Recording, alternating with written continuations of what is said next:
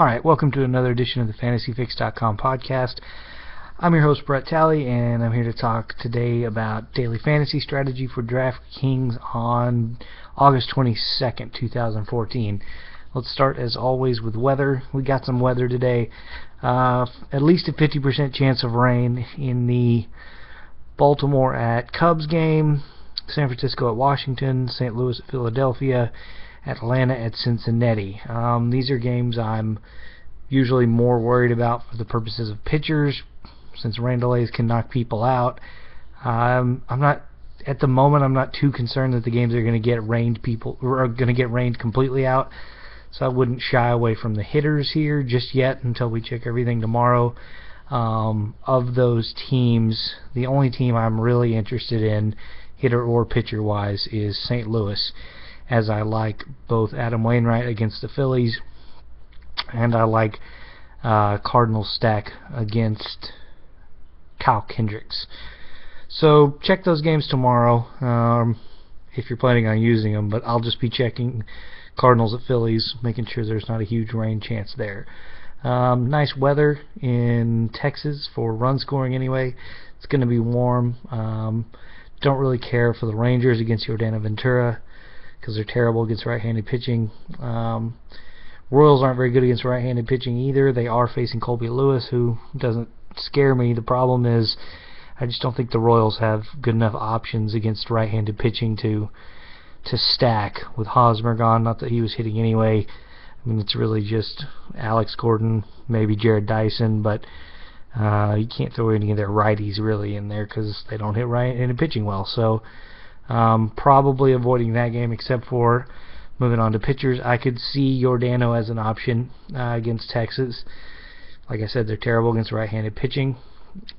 But let's move back up to the high-priced option.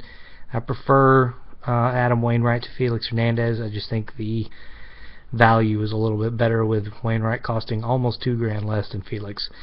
Again, you got to check that weather tomorrow, but assuming it looks okay, Wainwright's probably my favorite expensive play of the day. And then, I don't know, I like a lot of guys in the 6,500 to 7,000-ish range. Mentioned Ventura, he's at 7,100. Like Marcus Stroman. I know he struggled. I can't remember if it was the last time out or a couple outings ago, but I like his stuff. The matchup with the Rays isn't great, I guess, but the Rays are much better against left-handed pitching than right, so it's not a terribly scary matchup. The model I'm using, which is based off of Steamer rest of season projections, broken down on a per game basis, also like Stan Herron. I'm a little wary of that. I think he's basically turned into what Joe Blanton was at the end of his career.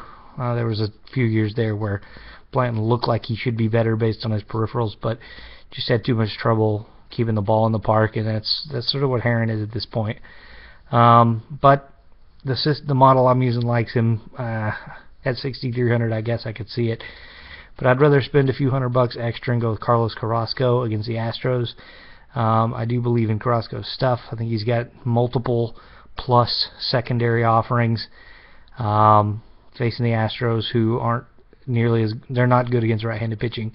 They hit left-handed pitching pretty well, but Carrasco being a righty, I'm not scared by that matchup. So I would say Wainwright if you have the money, and then some combination of Ventura, Stroman, Herron, and Carrasco if you're looking for the mid-price range.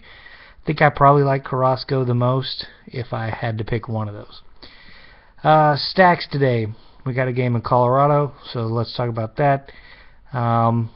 Rockies are facing a right-hander.